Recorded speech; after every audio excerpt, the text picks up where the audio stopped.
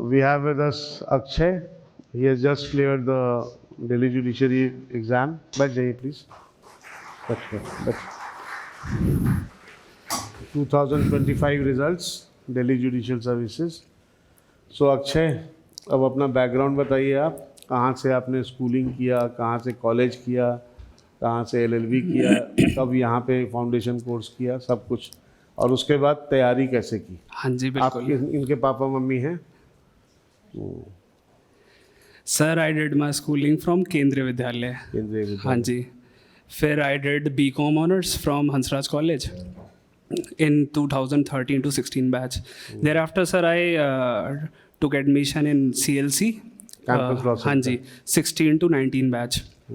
Sir 19 batch में 6 semester में ही मैं यहाँ आ गया था सर. फिर कॉलेज से डायरेक्ट यहीं आते थे कोचिंग में. इवनिंग बैच था इसलिए मेरा, इसलिए तो मुझे ये था कि नहीं मुझे जुडिशरी करनी है. अच्छा ऐसा था कि कोई सपोर्ट करने वाला नहीं था लॉ फील्ड में. कोई हमारे रिलेटिव्स में भी कोई LLB नहीं कर रखी थी किसी ने, तो कोई गाइडेंस कोई नहीं था सर. फिर मेरे ताऊ जी थे, वो अनफॉर्चुनेटली कोविड में एक्सपायर हो गए. उनका सपना था कि हमारे घर से भी कोई एक लॉयर हो. मैंने कहा ठीक है मैं करता हूँ. वो कह रहे तू कर सकता है तू कर. फिर मैंने किया, बट वो इतना खुश हुए लॉ करने पे कि बस मेरे घर में एक वकील आ गया तो पार्टी करूँगा. मैंने कहा नहीं अभी रुको, मैं जज बनूँगा. मेरा मन आपका मन का था कि वकील बन, तो मैंने कहा ठीक है. अब मेरा मन है कि मैं जज बनूँगा. तो कह रहे ठीक है भाई.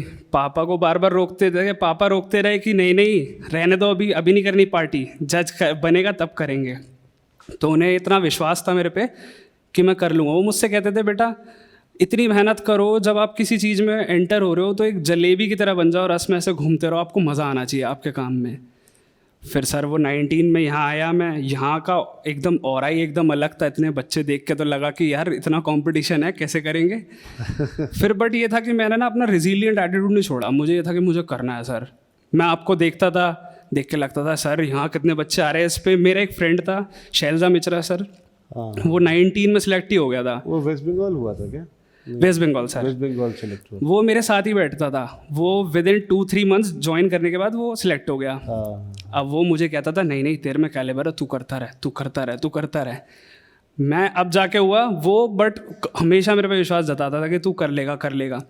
फिर एक टाइम आया सर जब ये ऑफलाइन से ऑनलाइन हो गई कोचिंग. उस दौरान सर मेरे घर में ना बड़ी दिक्कत हुई. कोविड में 4 डेथ हो गई, एक्सपायर हो गए 4 लोग कोविड की वजह से. बट सर आपके ना मैं लेक्चर सुनता था, तब भी मुझे लगता था नहीं छोड़ना नहीं है. वो एक सर ऐसा गूज़बम्प में ऐसे टाइम था वो कि जब मैं पढ़ता था तो मेरे आंसू आते थे. मेरे घर में जैसे सुबह डेथ हुई है और मैं शाम को पढ़ रहा हूँ कि नहीं करना है. तो बस ऐसा रहा कि बस मुझे ऐसा लगता था ये बहुत मुश्किल समय है, बट मुझे करना है. मेरे सारे फ्रेंड्सों ने छोड़ दिया कि नहीं करना भाई, अब नहीं हो रहा. मैंने ये विश्वास बनाए रखा कि अगर आपको करने की चाह हो ना, आप कर सकते हो. डिटर्मिनेशन होनी चाहिए, परसीवरेंस होना चाहिए, आप कर सकते हो. मैंने कंसिस्टेंसी सर बनाए रखी, आपकी बात मानी, बिल्कुल कंसिस्टेंसी बनाए रखी. कृष्णा सर का इतना सपोर्ट रहा, आनंद सर का. मैं उनसे पूछ लेता था सर मन नहीं कर रहा क्या करें. नहीं बेटा करो. आनंद जी हाँ जी नहीं कर लोगे. सर मैंने 13 तो प्री दिए, 7 मेंस लिखे, and this was my 7th mains. और तब जाके मेरा हुआ. तो मुझे लगता है मैं एवरेज स्टूडेंट, जब मेरा हो सकता है तो सबका हो सकता है. तो तुम्हारे इतना प्री तुमने 13 में से कितने निकाले? 7 मेंस थे बस, बाकी सारे रह गए. 7 मेंस थे सर. दिल्ली मेरा 3rd अटैम्प्ट था. MP में मैंने इंटरव्यू भी दिया, 2 अटैम्प्ट दिए, MP भी नहीं हुआ. इन्हें एक फ्रस्ट्रेटेड नहीं होते थे सर? नेक्स्ट लेवल फ्रस्ट्रेटेड था. नेक्स्ट लेवल बहुत फ्रस्ट्रेटेड हो गए थे मुझे देखते हुए. सर सोफे खराब हो गए थे घर के, बैठे पढ़ते. इन्होंने कहा सोफा तोड़ दिया भाई तूने, तुझे करना नहीं है क्या कर रहा है. ये मुझे आगे कहते भाई छोड़ दे भाई, बस हो गया, देखिए सोफे की क्या हालत हो गई. ये फ्रस्ट्रेट हो गए मेरे से. मैंने कहा नहीं मुझे करना है. करते सर लास्ट में ये जो मेज़ दिया ना, मैं ऐसा हो गया था कि भाई अब हो गया तो ठीक, नहीं तो कोई बात नहीं, स्ट्रगल तो करना ही है आगे, संघर्ष ही तो जीवन का नाम है. मैंने कहा नहीं करना है सर. ये तो बस मैंने दिया तो मुझे समझ आया कि मेरी कमी कहाँ है, मैं मेंस में क्यों रुक रहा हूँ बार बार. आपकी बात सुनता था मैं कि आंसर राइटिंग करो, आंसर राइटिंग करो। मेरा वो बहुत वीक पॉइंट था। और रीसेंट जजमेंट्स सर, मैंने फिर वो लास्ट के 1-1.5 साल में सिर्फ आंसर राइटिंग प्रैक्टिस और रीसेंट जजमेंट सिर्फ इसी पे काम करा। पहले ये नहीं किया था? पहले सर नहीं कर रहा था, यही लग रहा था कि यहाँ कमी है, कहीं तो कमी है। यही कमी थी तुम्हारी? हाँ जी, दिल्ली में तो खास करके। हाँ जी। अच्छा, वो कुछ मेंस तो ऐसे आए कि बिल्कुल कॉम्बिनेशन में आए, जैसे राजस्थान का दिया, 20 दिन बाद हरियाणा का दिया, 10 दिन बाद दिल्ली का दिया, तो 3-4 मेंस तो ऐसे ही बन गए। तो बस सर लगा कि नहीं, करना है करना है। तो लास्ट टाइम तुमने मेंस लिखा था दिल्ली का? हाँ जी। इंटरव्यू तो नहीं दिया था? नहीं, मेंस नहीं हो पाया। तो लास्ट टाइम में और इस बार के मेंस में क्या फ़र्क किया तुमने पढ़ाई में? सर लास्ट टाइम तो मुझे लगा कि मेरा ना जजमेंट्स मेरे तैयार नहीं थे, क्योंकि उस टाइम मैं हरियाणा भी तैयार कर रहा था, राजस्थान भी, तो मैंने जजमेंट्स पर फोकस ही नहीं किया। मेरी ये कमी थी। और सब कुछ एकदम से, और उस टाइम सर एमपी का इंटरव्यू भी आ गया, तीनों चीज़ें एकदम आ गई थी, एक ही मंथ में तीनों चीज़ें थी, तो मेरी वहाँ कमी रह गई। तो सर वो हुआ नहीं। फिर अब इस बार मैंने क्या करा कि मैंने आपकी बात मानी, answer writing practice, recent judgements, इस पे इतना ज़्यादा एम्फेसाइज डाला। बाकी आपका बेस तो आपने बना ही रखा था, वहाँ से बिल्डिंग खड़ी करनी थी, बस यही मेरी कमी रह रही थी। ये तो सर आप हमेशा बोलते आए हो, आंसर राइटिंग प्रैक्टिस तो आप सबको खुद ही करनी है। सर तो पढ़ा सकते हैं, बनना तो आपके हाथ में ही है अल्टीमेटली। और कंपटीशन तो नेक्स्ट लेवल है भाई, बहुत नेक्स्ट लेवल है। आप सभी इतने टैलेंटेड हो, तो आपको सबको एक दूसरे को ही बीट करना है, तो आप जो बेटर परफॉर्म करेगा वो आगे जाएगा। सर ये तो बिल्कुल हार्श ट्रूथ है। मैंने 7 मेंस दिए, 7 में जाके हुआ, लगा कि यार, और जो सब कहे, जो कहे कि नहीं बन सकता है, कर कर कर, लास्ट में तो ऐसा हो गया था भाई, गिव अप, बट से लास्ट में जाके हो गया। नहीं, चलो बहुत अच्छा है। हाँ सब जी, तुम्हारी मेहनत है और लगे रहे, वो सबसे इम्पोर्टेंट है। हाँ जी, अब दिन तो ज़्यादा नहीं लगे, क्योंकि तुम्हारा कोर्स खत्म हुआ है 2021 में ना? हाँ जी, 2021 में हुआ है, तो 4 साल लगे। तो इतने सारे मेंस, इतने सारे पीटी, इतना टाइम तो लग गया।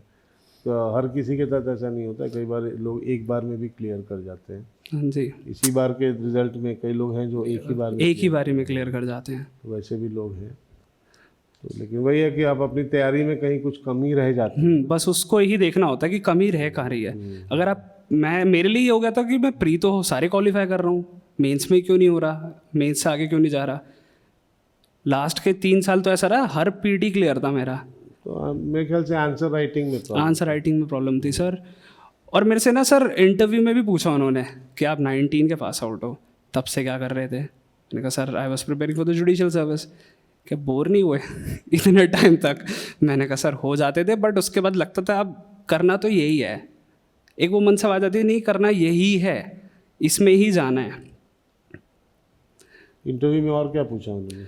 सर ये पूछा था, और ये पूछा कि अब काम नहीं कर रहे। मैंने कहा I been practicing since 1 year. तो फिर उन्होंने पूछा in which cases you are dealing with.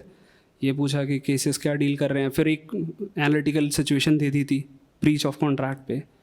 बस बहुत सफिशिएंट इंटरव्यू था उनका, बहुत क्रिस्प मैनर में। छोटा ही लेते हैं डीजीएस में सर, 3-4 मिनट मैक्सिमम। उसमें मैक्सिमम उनका एम्फेसाइज पर्सनल क्वेश्चंस पे ज़्यादा होता है कि आप क्यों यहाँ क्यों आते हो, अगर बाहर क्यों तो यहाँ दिल्ली में क्यों आना है, सिटिंग जज हो बाहर तो यहाँ क्यों आना है। ये ज़्यादा थे उनके क्वेश्चंस। कितने मार्क्स कितने आए इंटरव्यू में?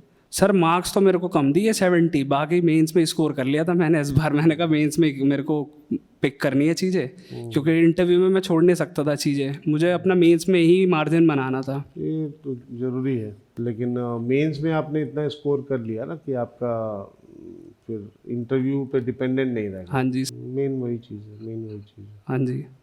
चलो वेरी गुड। और कुछ बताना चाहोगे इनको? नहीं, बस मैं ये कहना चाहूँगा आप सब मेहनती हो, आप थोड़ा सा रीसेंट जजमेंट्स चीज़ों को इंटरेस्टिंग बनाती हैं। वैसे तो पढ़ाई बहुत ज़्यादा आप कॉन्टीन्यूसली करोगे तो मोनोटनस हो जाएंगी चीज़ें। आप खुद को क्रिएटिव से जजमेंट से ही बना सकते हो। सर भी जजमेंट पे एम्फेसाइज करते हैं, बट आप खुद को क्रिएटिव जजमेंट से ही बना सकते हो। ज़्यादा से ज़्यादा एम्फेसाइज जजमेंट्स पे करो। लॉ में आपको इंटरेस्ट आने लगेगा बहुत ज़्यादा। सर यही मैंने तो यही फॉलो करा तो हो गया। जजमेंट्स आपका वो रिफ्रेशमेंट की तरह भी? हाँ जी, बहुत रिफ्रेश। आप जजमेंट पढ़ते हो तो दैट इज इंटरेस्टिंग, नो? हाँ जी। सो उसको पढ़ाई की तरह ना लो, just take it as a kind of rejuvenation, freshing up your mind. तो उस तरह से लो। हाँ जी सर, एक सजेशन हो रहा है कि डीजेस अगर प्रिपेयर करना है तो थोड़ा सा लीगल जीके भी उस पर बहुत, क्योंकि वो बहुत आपको एज क्रिएट कराती है। लॉ सब पढ़ रहे हो, आप सब पढ़ रहे हो, 19-20 का ही फ़र्क होता है। आपको ज़्यादा आता होगा, एक बात पता ज़्यादा होगी, आपको कम पता होगी, मार्जिन तो आप सिर्फ जीके में ही निकालोगे। जीके में तुम्हारा कहाँ से तैयारी की तुमने? सर जीके में मैंने ना ऐसा लीगल जीके हमारे टाइम पे आया, उससे पहले तो पूरी जीके चल रही थी। तो मैंने सोचा थोड़ा सा, मैं एक तो मैंने मैगज़ीन लगा ली थी प्रतियोगिता दर्पण, तो थोड़ा सा उसमें से भी लीगल जीके निकाल लेता था। न्यूज़पेपर की मेरे को शुरू से हैबिट रही है पढ़ने की, कॉलेज टाइम से मैं न्यूज़पेपर पढ़ता हूँ। तो कुछ भी लगता था ना सर, मैं कॉपी में लिख लेता था। मुझे लगता था मैं इतने सारे मटेरियल रखूँगा कहाँ। मैंने एक जीके की कॉपी बना ली, उसमें सारे एक एक पॉइंट भी लिख लेता था, कुछ पैर वो भी लिख लेता था। और एक चीज़ हो रहा है, PRS करके एक वेबसाइट है सर, जो हाँ PRS, वो बिल्स जितने भी आते हैं ना ड्राफ्ट होते हैं, क्योंकि बिल्स पूछते हैं ये दिल्ली में रिसेंट के बिल्स, क्योंकि लास्ट मेंस में उन्होंने वेपन मास डिस्ट्रक्शन बिल पूछ लिया था। तो मुझे लगा कि इस बार मेरे को बिल्स प्रिपेयर करने हैं, तो वो वहाँ से बहुत अच्छा क्रिस्प मैनर में आपको बिल्स मिल जाते हैं। तो मैंने सर एक तो प्रतियोगिता दर्पण, न्यूज़पेपर्स और वो वेबसाइट को बहुत फॉलो करा बिल्स के लिए। और बाकी इंग्लिश तो है ही सर, इंग्लिश अच्छी होनी चाहिए, ऐसे वगैरह पे काम कीजिए। और ट्रांसलेशन सर, ट्रांसलेशन में भी काफ़ी काम का। और प्रेसी राइटिंग तो बहुत बोनस दिलाती है अगर आप अच्छा लिख सकते हो तो। प्रेसी आया था? हाँ जी आया था सर। इस बार तो क्या हुआ, इस बार मेंस में मैक्सिमम बच्चों के साथ क्या हुआ, वो जनरली 2 ऐसे पूछते हैं डीजेएस में। सब इतनी स्पीड में लिख रहे हैं कि जल्दी जल्दी में सबने 2 लिख दिया, पूछा 1। मेरे साथ भी यही हुआ। चॉइस दिया हुआ था? हाँ जी, उसमें लिखा था अटेम्प्ट एनी 1, ऊपर किसी ने नहीं देखा, स्पीड में सब लिख रहे हैं। जिससे पूछो भाई 2 करी आया, मैं भी 2 करी आया, तो मैंने भी 2 कर दिए थे सर। उसके एक्स्ट्रा मार्क्स नहीं मिलते? वो नहीं मिलते सर। फिर कोई मेरे से पूछा, एक मेरे फ्रेंड ने, तेरा अटेम्प्ट तो पूरा हो गया था? मैंने कहा वो तो पूरा हो गया, बट 2 कर दिए। बाकी काफ़ी इस बार बहुत ट्रिमेंडियसली चेंज था पेपर, पैटर्न ही बदल गया, काफ़ी चेंज था। तो यू कैन नॉट प्रिडिक्ट भाई, आप सब बस अपने पे फोकस करो।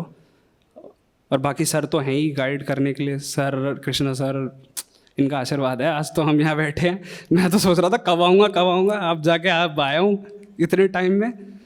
वो भी मेरे से पूछ रहा, बोर नहीं हुआ भाई इतने दिनों से लगे हो?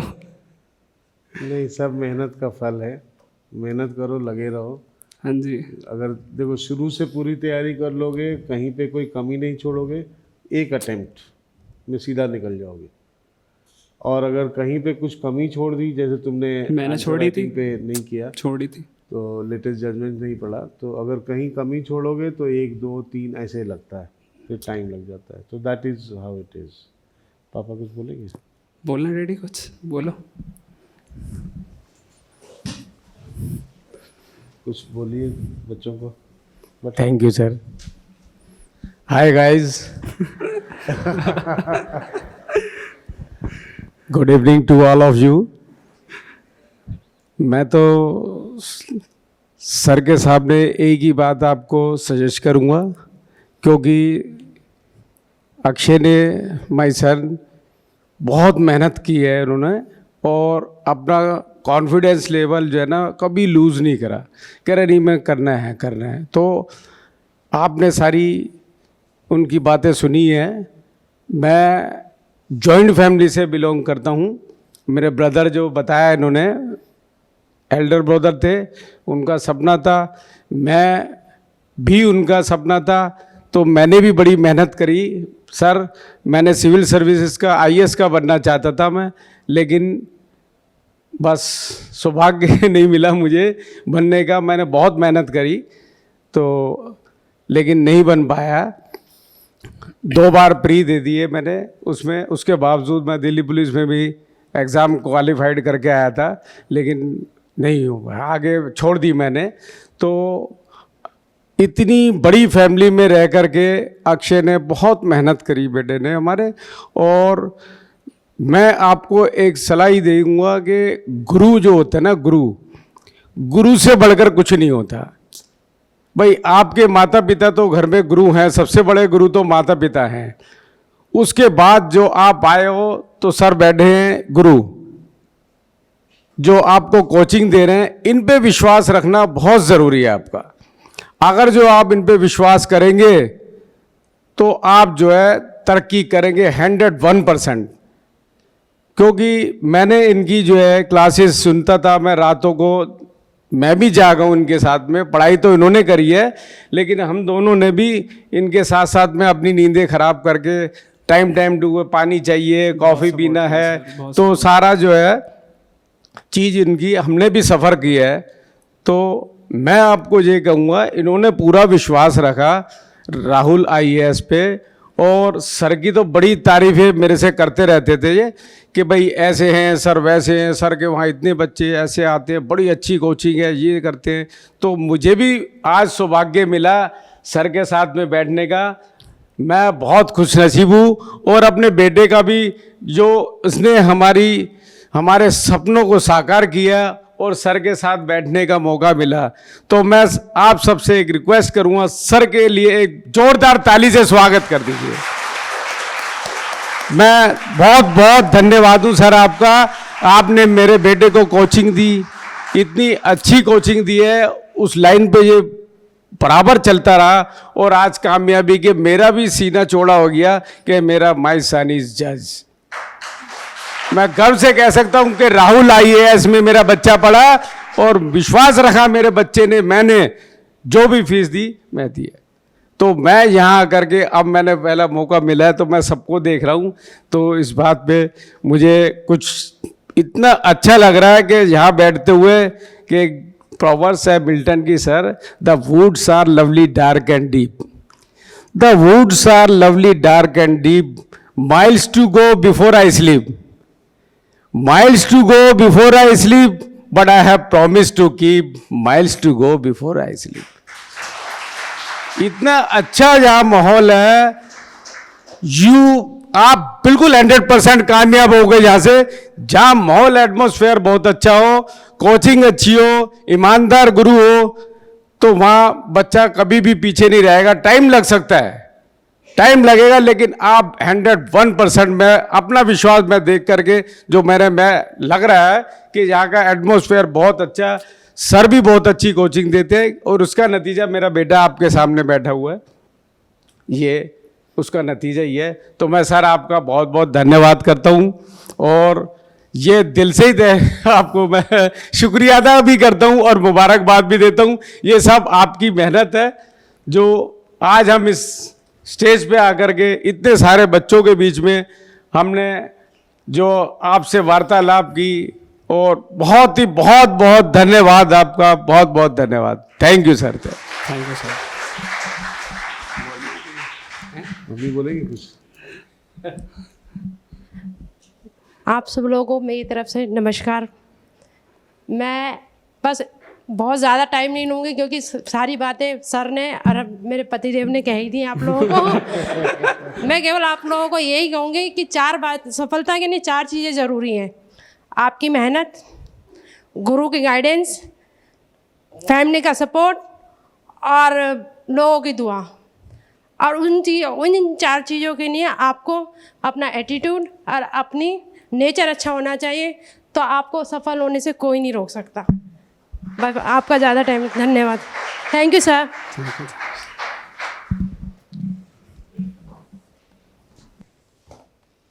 अच्छा,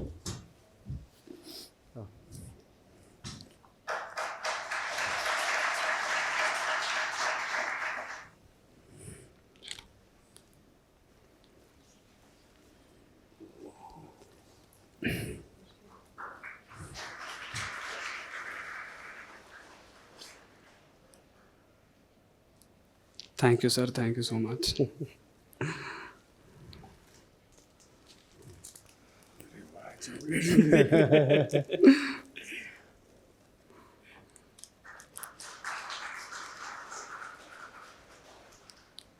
ये चॉकलेट्स हैं जो क्लास में प्रॉमिस करता हूँ ना। हाँ जी। सवाल का जवाब दोगे तो दूंगा, तो वो अब जाके देता हूँ सिलेक्शन के बाद। चलो ठीक है। Okay, thank you sir, thank you.